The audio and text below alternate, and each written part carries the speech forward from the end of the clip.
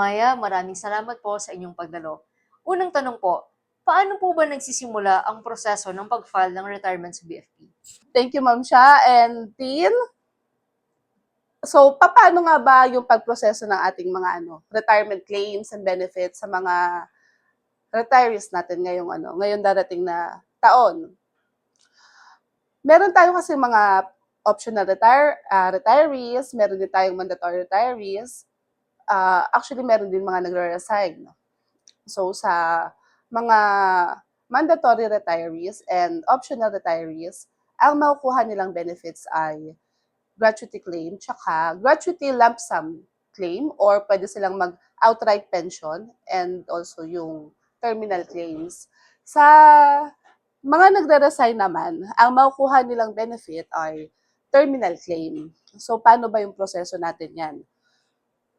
Pag once na for mandatory sila, mandatory retirement or optional retirement, automatic, light duty status ng 4 months dito po sa OPFM. Sa mandatory requirement natin and optional retirement natin, once na nag-LDS sila, 4 months prior ng kanilang retirement, that's the time po na pwede rin nilang i-process. Kaya natin binibigyan ng LDS yung mga retirees kasi yun yung time nila para mag-asikaso ng kanilang mga requirements sa mga benefits nilang matatanggap. Actually po, before then, bago sila mag-LDS, kukuha sila ng ombudsman clearance at certification of no loan balance. Then, pagkatapos po noon, kasama po ng gratuity claim is dapat ipasa rin po natin yung for confirmation of terminal leave claim nila. 4 months prior, kasabay po yon ng gratuity claim na pagpasa sa region. Kasama rin po doon yung badge nila.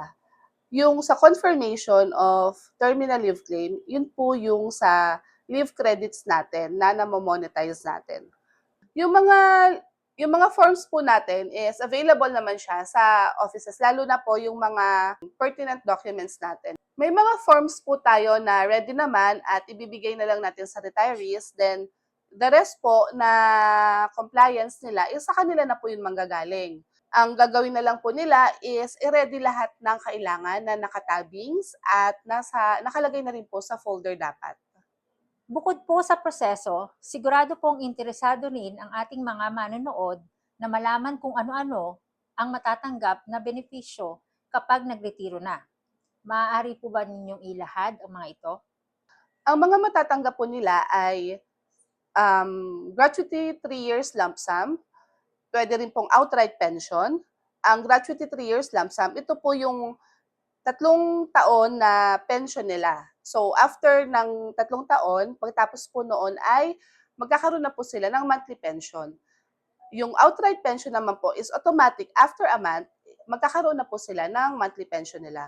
And then, bukod po dun sa 3-year lump sum, meron pong terminal leave claim. Ang terminal leave claim, ito po yung monetization ng mga leave credits natin.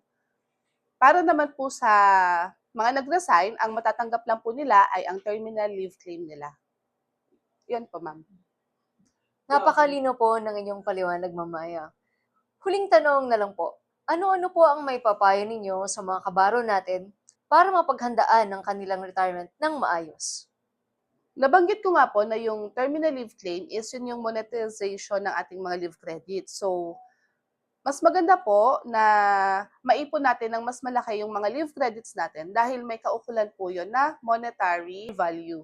Nakadepende po yun sa ating years in service at rank upon retirement.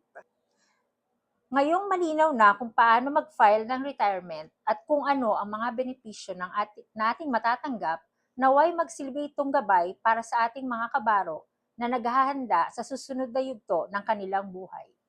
Tandaan, ang retirement ay hindi pagtatapos, kundi simula ng panibagong kabanata. Mas magiging magaan ito kung handa tayo sa aspeto ng dokumento, pananalapi at personal na plano. Muli, maraming salamat kay SFO2 Mary Kathleen Laurinaria sa pagbabahagi ng mahalagang kaalaman. Hanggang sa susunod na hatid ng impormasyon, inspirasyon at kaalaman sa bawat tahanan, huwag kalimutang maghanda, mag-ingat at makiisa. Dahil sa anumang panahon, maaasahan niyong nakahandang tumulong ang BFP Sorsogon. Ito ang Sorsogon BFP TV.